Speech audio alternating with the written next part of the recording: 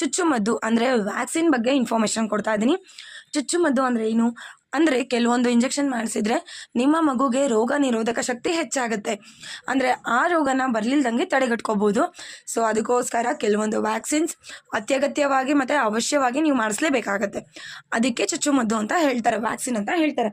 ಯಾವಾಗ ಮಾಡಿಸ್ಕೋಬೇಕು ಅಂತ ಅಂದರೆ ಹುಟ್ಟಿದ ತಕ್ಷಣ 1.5 ತಿಂಗಳು, 2.5 ತಿಂಗಳು, 3.5 ತಿಂಗಳು, 6 ತಿಂಗಳು, 7 ತಿಂಗಳು, 9ರಿಂದ 12 ತಿಂಗಳು, 1.5 ವರ್ಷ, 4ರಿಂದ 5 ವರ್ಷ, 9ರಿಂದ 15 ವರ್ಷ.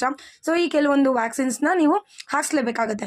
ಯಾವ ರೋಗನ ತಡೆಗಟ್ಬೋದು ಅಂದರೆ tuberculosis, polio, jaundice, hepatitis B, ಮೆದುಳು ಜ್ವರ, ನಿಮೋನಿಯಾ, ಅತಿಸಾರ ಭೇದಿ, ರೋಟಾ ವೈರಸ್, ಮೀಸಲ್ಸ್, ದಡಾರ, ಮಂಪ್ಸ್, ಮಂಗಬಾವು. ಸೊ ಇದೆಲ್ಲದನ್ನು ತಡೆಗಟ್ಟೋದಕ್ಕೆ ಈ ವ್ಯಾಕ್ಸಿನ್ಸ್ನ ಮಾಡಿರೋದು.